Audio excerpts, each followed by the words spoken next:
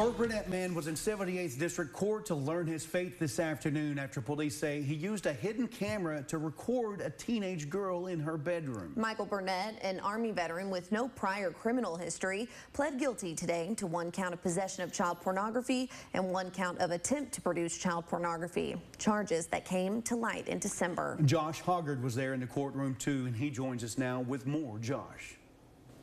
Yeah, Burnett entered an open plea, meaning no deal was in place when he admitted his guilt, with punishment ranging anywhere from probation to 10 years behind bars. Testimony began at around 1:30 in the 78th District Court this afternoon with Burke PD Detective Ty Collins on the stand and videos of Burnett attempting to set up a hidden camera in the bathroom of the home.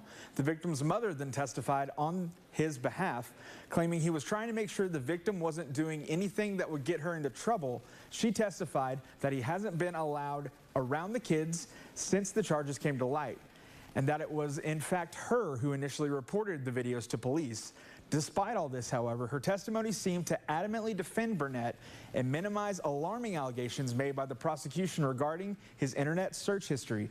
Then the defendant himself took the stand, saying what he did was out of his character, adding, quote, "I don't know what I was thinking," before later testifying that he set up the camera for, quote, "the worst possible reason," and admitting he was hoping to see the victim naked.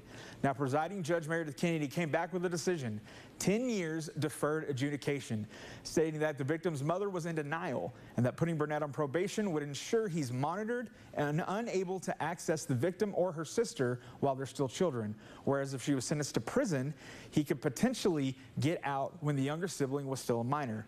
Burnett will still be required to register as a sex offender, and Judge Kennedy said if he violates a single condition, she'll put him away for as long as she possibly can.